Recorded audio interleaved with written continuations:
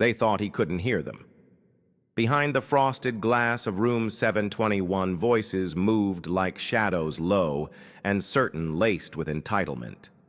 The machines beeped their steady artificial rhythm. A faint smell of antiseptic lingered beneath the polished scent of lavender oil someone had sprayed that morning. On the hospital bed lay a man, skin-warm brown features, still a narrow scar stretched faintly across his left temple. They said he was in a coma. They said he might never come back. But Charles Benton, the man who built Benton Dynamics from a second-hand Dell and a folding table in Baltimore, had opened his eyes 3 days ago. He had seen the ceiling blur, heard the nurse humming off-key, and tasted the metallic drip of IV on his tongue. He was very much awake, but he said nothing. Because what he'd heard that first morning, the quiet conversation between his wife Lorraine and his brother-in-law Marshall murmured just beyond the glass, had frozen something in him deeper than muscle or bone.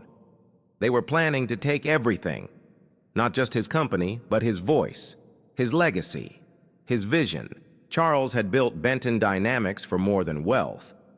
Greenwood Initiative. His latest project was a promise to the neighborhoods he grew up in. Clean energy, affordable systems, black engineers at the helm. And now, while his body lay still, the people closest to him plotted to dismantle it all. Quietly, legally, irrevocably. So Charles stayed silent. Because sometimes power doesn't come from the loudest room. It waits. It listens. And when the time is right, it rises. The second morning after Charles Benton awoke, though no one knew, he had the silence in room 721 cracked. Not with noise, but with something colder. She came in just before dawn. High heels against the marble floor. Click, click, click. Then a long pause, as if she was looking at him not with grief, but with calculation. Lorraine, his wife of 16 years. The woman who once sat on a milk crate beside him, helping him code through midnight storms in a one-bedroom rental. Now she wore tailored cream slacks, a silk blouse the color of bone, and a gold necklace that glinted faintly beneath the soft hospital lighting. Her perfume smelled expensive and empty, a high note of white rose with nothing underneath. She didn't say his name, didn't reach for his hand. Instead, she turned toward the glass wall and spoke in a hushed, clipped tone to the man standing outside, Marshall Briggs, her younger brother, and the acting COO of Benton Dynamics. "He looks worse today," Lorraine said, voice sharp but indifferent. "Almost peaceful." Marshall didn't laugh. He simply adjusted his tie, burgundy silk neatly pinned, and replied, "The board is getting anxious. We can't hold them off much longer." "We don't need long," she murmured. "Dr. Sagal has the documents prepared. All he needs is one final scan and a signature." Charles felt his jaw twitch involuntarily, just barely. But it was enough to remind him stay still. He had suspected betrayal the moment the jet went down. The weather had been clear, the aircraft newly serviced, the pilots seasoned. And yet sudden hydraulic failure, a crash into woods just outside Richmond. No fatalities by some miracle. But he, the only one seriously injured, conveniently unconscious. Now it all made sense. He listened as Marshall stepped inside, lowering his voice. "If we trigger the incapacitation clause at the next board meeting, your voting power kicks in." And the Greenwood contracts, Lorraine asked, eyes still not on Charles, but surveying the room like someone already redecorating. "Terminated within 30 days. We say it's a strategic pivot. Investors will eat it up." Lorraine exhaled slowly, like a woman relieved to remove a weighty coat. Good. That project was a vanity play. Charles always thought he could save the world. She let the sentence drift unfinished. Charles wanted to scream, to sit up, to ask her if she remembered the first time he told her about the Greenwood Initiative, how he'd named it after the Black Wall Street neighborhood burned down in Tulsa, how it was meant to be more than business, a way to return power, real power, to neighborhoods like the one he'd grown up in, solar microgrids, STEM apprenticeships, ownership. But now here she was, calling it vanity, calling him foolish. Marshall moved to the foot of the bed and picked up Charles's chart. "Vitals are stable, but Dr. Siegel says we'll have proof of permanent damage soon. Once we've got that, we move." And his lawyer, Lorraine, asked, "Gloria Freeman, I've got someone digging through her old cases. If we can question her ethics, get her suspended, she's out of the picture." They spoke of dismantling his life like it was a business brunch. And through it all, Charles lay perfectly still, like a painting on a wall no one bothered to see. He studied their faces, the calculated quiet, the absence of fear. Lorraine's diamond ring caught the light as she turned, the same ring he'd once bought with his first million, engraving it with the words, "To build, not just survive." That inscription meant nothing now. He doubted she even remembered it. Marshall tapped the monitor beside Charles's head, adjusting a setting without looking. "They'll say we did everything we could. The loving wife, the grieving team. A tragic end for a great man." And for a moment, just one brief, terrible second, Charles saw himself as they wanted him, a closed chapter.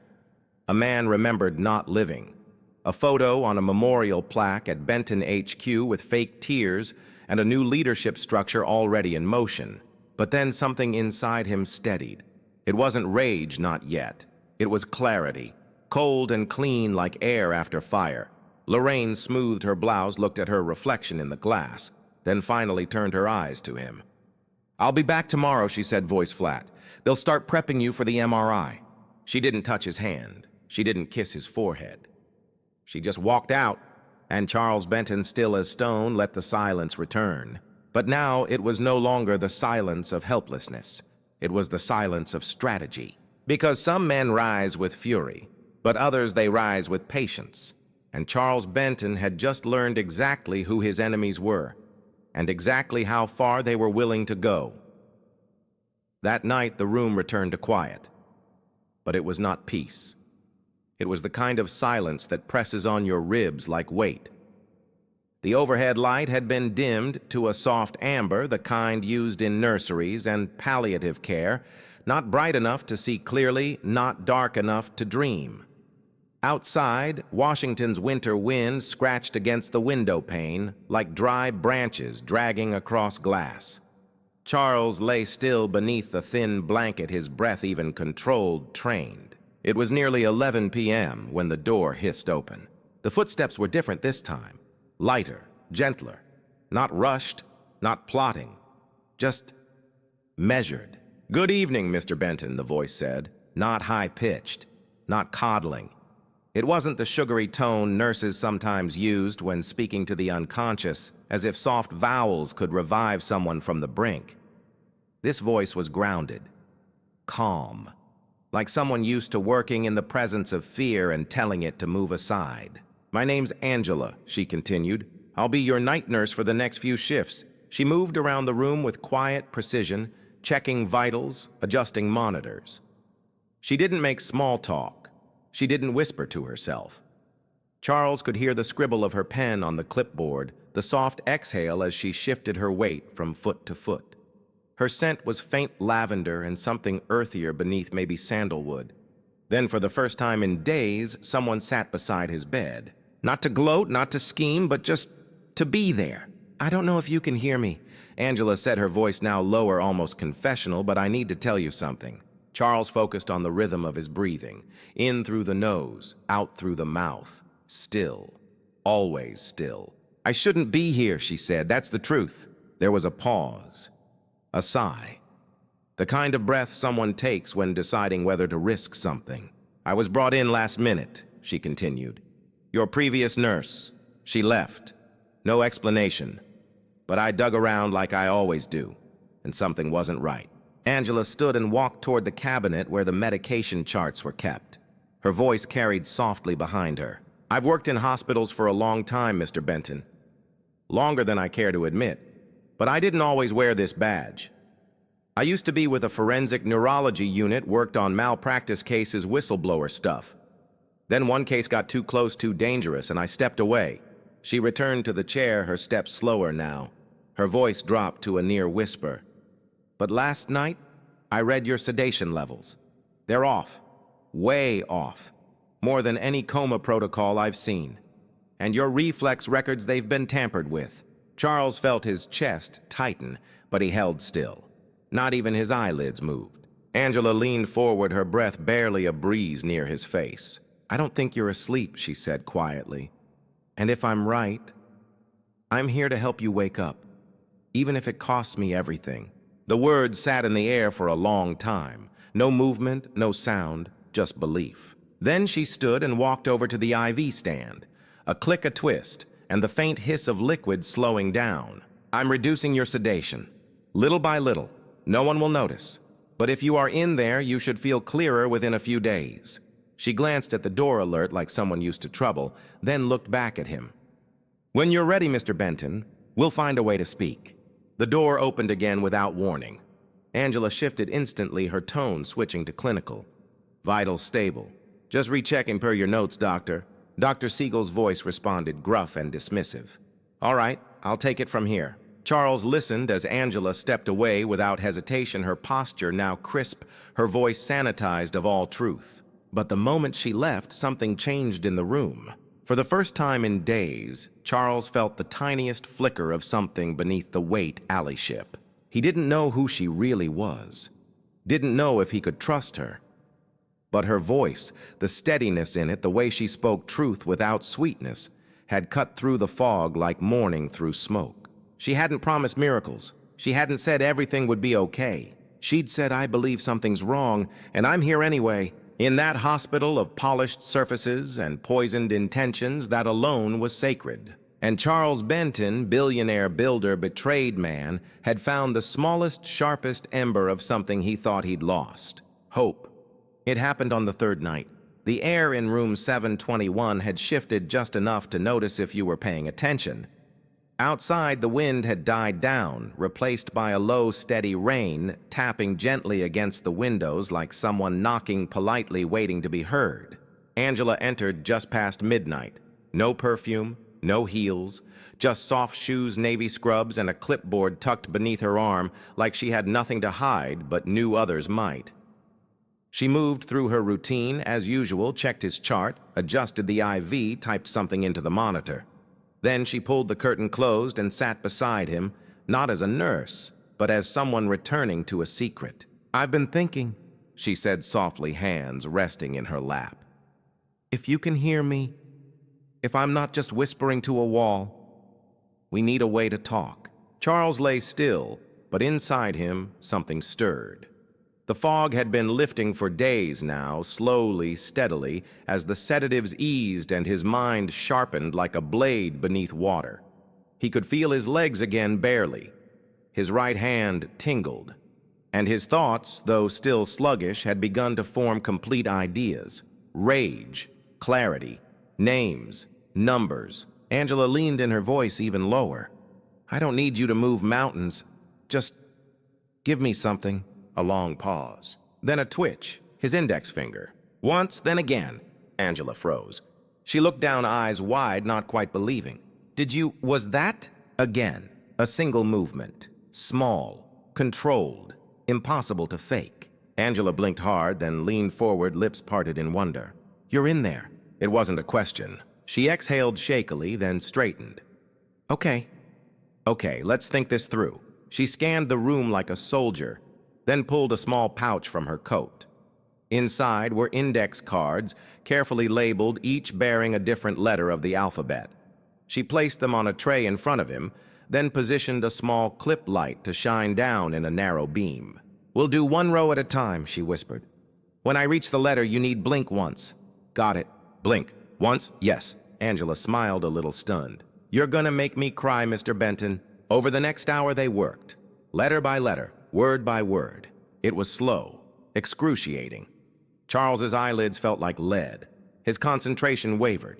But with each spelled-out phrase, a thread of power returned. MYWIFEPLANNEDIT BROTHERINLAWTOO GREENWOODPROJECT. Angela read each word aloud as they completed it, her face going from disbelief to anger to something else, determination, cold and righteous. This was about Greenwood, she asked almost to herself. Charles blinked twice. Angela sat back in the chair. Rain whispered against the glass. Greenwood could have changed everything, she murmured. Solar power in every neglected zip code. Apprenticeships. ownership. You were trying to change the game. He blinked once. Yes, she shook her head stunned. And they tried to bury it. She stood suddenly pacing, her mind spinning. I need proof, she said. Something real, documents, emails, anything that connects them. Charles blinked. Then again. He blinked twice more slow and deliberate. Angela leaned in. You have something? Blink, once. Where? They spent the next 30 minutes working through letters. Charles's face was pale sweat glistening at his temple, but he didn't stop. Finally, she pieced it together. OFFICE-SAFEBEHINDPORTRAIT. Angela stared at the sentence, then gave a low whistle. Hidden safe. Of course you'd have one. She pressed her hand gently against his. It was the first time anyone had touched him without pity in weeks. You did good, she whispered. You held on, you waited. Now let me do my part. As she began cleaning up, Charles blinked again. Angela turned. A single blink, then another. What is it? Charles took everything he had, every ounce of regained strength, and slowly, carefully, moved his lips. No sound, just a breath. But Angela read it. THANKYOU. She smiled through glassy eyes. Don't thank me yet. And with that, she slipped out into the hallway into the deeper silence of the hospital, carrying the first truth anyone had seen in weeks. The boardroom at Benton Dynamics had been designed to impress and to intimidate.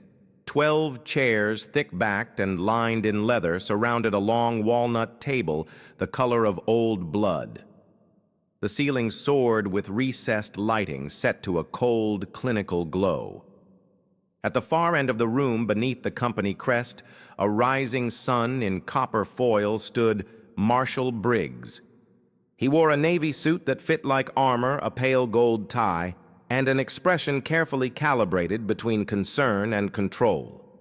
In his hand, he held the final medical report. Ladies and gentlemen, he said, his voice honey smooth, I know this is not the vote any of us wanted to take. Around the table, heads nodded slowly, solemnly, as if grieving a man not yet buried, but already gone. Charles Benton is a visionary, a builder. But the tragedy of the crash and the trauma to his brain, I'm afraid it's left us with no alternative.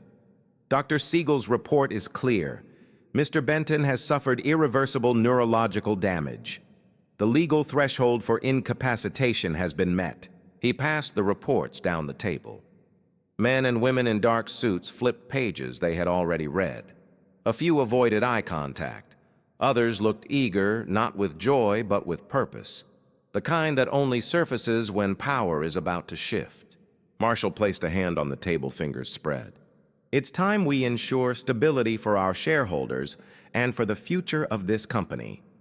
I recommend we move forward with the vote to transfer executive control to interim leadership as outlined in the charter. At the center of the table sat Elizabeth Hartley, the oldest board member, a woman with salt and pepper locks pulled into a soft bun, and a face lined by decades of boardroom battles. She tapped her pen against the armrest once, then looked up. Why isn't Dr. Siegel here to present these findings himself? Marshall didn't flinch. Emergency surgery at Georgetown. He sends his apologies. Elizabeth's eyes narrowed. Convenient. Before he could answer, Lorraine, sitting silently beside him in a tailored black dress and pearl earrings, leaned in. Elizabeth, she said with syrupy grief, we're all devastated. But Charles would have wanted the company to endure, to grow. We can't let sentiment cloud reason. Elizabeth looked at her, really looked. Lorraine wore no wedding ring, and it had only been 19 days. But she said nothing. Marshall cleared his throat and turned back to the room. If there are no further questions. The door opened. Soft, controlled. A man stepped inside, slowly leaning on a cane made of dark wood. At first, no one moved, no one spoke, because no one believed it. But there he was, Charles Benton, alive, awake, standing. The silence that followed was not shock, it was collapse, like a structure breaking inward before the dust can even rise. Marshall's mouth fell open, but no words came. Lorraine's hand knocked over a glass of water, sending it skittering across the polished table. Charles walked forward one step at a time, his breath steady, but tight. He wore a charcoal suit collar, open no tie. His face was pale, but set eyes, clear jaw, firm scar glinting beneath the light. Behind him walked Angela in her scrubs and sneakers, and beside her Dr. Leonard Kim, forensic neurologist. A woman in a burgundy blazer followed close, Gloria Freeman, Charles's longtime attorney. Charles reached the head of the table and set the cane beside him with care. "You were about to vote," he said, voice slightly hoarse but strong. "I thought I'd join." Lorraine stood abruptly. This isn't possible. You were unconscious," he said, turning his gaze on her. "Not quite. Just watching." He nodded to Dr. Kim, who placed an envelope on the table. "Independent assessment," she said. "No sign of permanent damage. Mr. Benton was being sedated intentionally. His recovery was obstructed." Angela stepped forward, tablet in hand. The screen lit up. On it, a grainy hallway recording Marshall whispering to Dr. Siegel. "Keep him under, just until the board votes. Then we can let nature take its course." Gasps rippled down the table like wind through dry grass. Gloria dropped another folder beside the envelope. Emails, bank transfers, offshore accounts used to pay Dr. Siegel. All traced, all time-stamped. Marshall's face drained of color. "This is absurd. This nurse, she's not." Angela stepped forward. Certified in forensic neurology and digital evidence verification. And yes, a nurse. Charles turned to face them both, his betrayers. "You tried to bury me," he said quietly. "Not just my body, my voice, my vision, but the thing about silence, it listens, it learns, and when it rises, it doesn't just speak, it testifies." He paused, letting the words settle. Elizabeth stood. She didn't smile. She just nodded. "I believe we have a new motion," she said. And for the first time in weeks, Charles sat down not in a hospital bed, but in the seat that had always been his, at the head of the table, where he belonged. It took less than a week for the dust to settle, but it would take far longer for trust to return. Lorraine and Marshall were indicted on charges of conspiracy, attempted corporate fraud, and medical endangerment. Dr. Siegel's license was suspended pending investigation, and more than one board member quietly updated their legal counsel. But Charles Benton had no interest in revenge beyond what justice demanded. His eyes were already fixed on what mattered more, the promise that had nearly been lost in silence, the Greenwood Initiative. On a cold Friday morning, he stood on the rooftop of Benton Dynamics HQ just before sunrise. The wind off the Potomac was sharp, but he didn't flinch. Around him, teams were finishing the installation of the building's first full solar array panels, glistening like obsidian under a purple sky. Angela stood beside him, clipboard in hand, hair tied back, face calm. "You sure you want to do this first?" she asked, nodding to the press gathered below. Charles glanced down at the media tent cameras, microphones, hands, clenching coffees in the cold. "They came for a headline," he said. "I came to bury a lie." He adjusted his coat and took a breath. "When they tried to shut me down," he continued, "they weren't just trying to take my company. They were trying to erase Greenwood, the real Greenwood, the one that burned in Tulsa in 1921, the one that rose out of red clay and blood and built bank schools' lives. That Greenwood never got to finish its sentence, but we can." Angela didn't reply.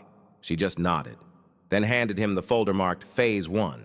Later that afternoon, in a room now stripped of betrayal and filled with press badges and camera flashes, Charles Benton stepped to the podium not as a victim, but as an architect. "I wasn't supposed to be standing here," he began, voice steady. 19 days ago, some of the people closest to me decided the Greenwood Initiative was too radical, too disruptive, too idealistic. They called it a vanity project." He paused, meeting their eyes. "Well, they were right about one thing. It is disruptive." The room shifted. Reporters leaned in. The cameras clicked like rainfall. Disruptive to an energy system that has failed poor communities for decades. Disruptive to a hiring culture that forgets how much brilliance exists in zip codes without private schools.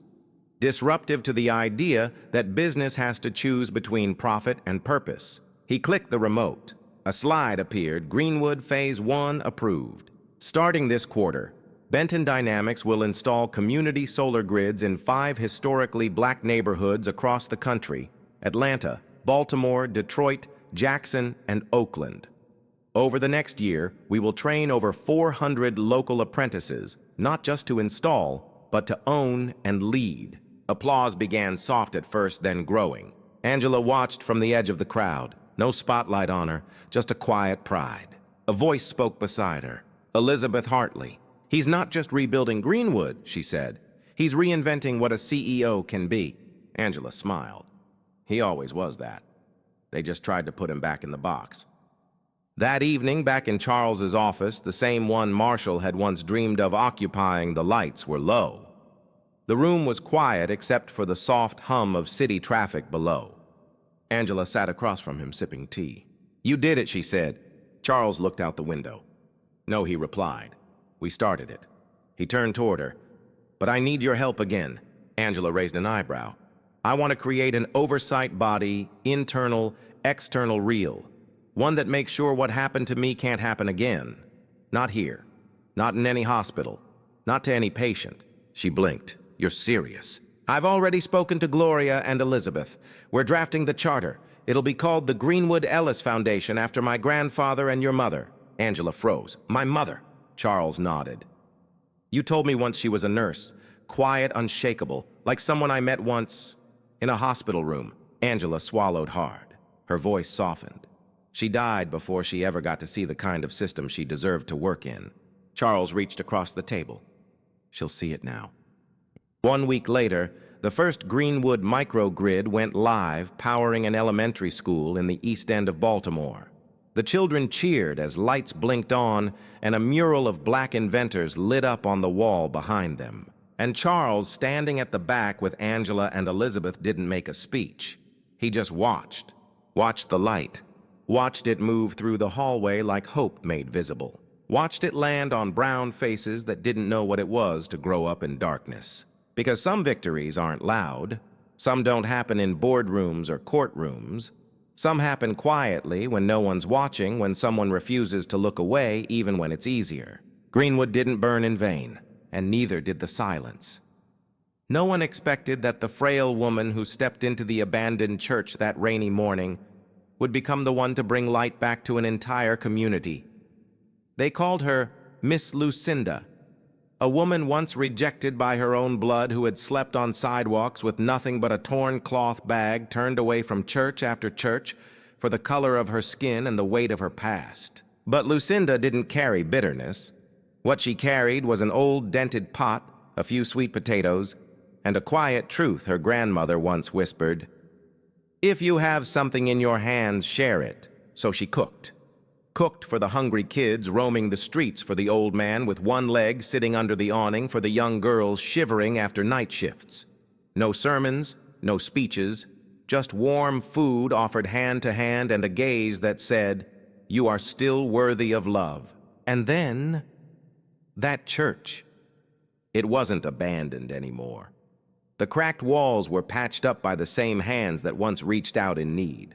Old hymns returned, sung by a child whose voice used to shake with fear. A young mother once cast out now stood to read the word. No one asked if she had a degree, because you don't need a certificate to give love. Miss Lucinda never won an award. But when she passed, resting in the old wooden chair she sat in every afternoon, someone left a note tucked beside her hand. "Thank you for showing me I was never invisible." So what's the lesson for us? In this world, some people don't need stages. They don't need applause. They just need a quiet corner where they can plant a little love, and somehow that's what changes everything. If you've ever felt like a nobody, remember Miss Lucinda. Because sometimes you are the last light left in someone's darkness. If this story touched your heart, leave a comment. Have you ever met a Miss Lucinda in your life? And don't forget to subscribe to Hidden Black Voices for more stories of quiet strength, dignity, and the voices this world has too long overlooked.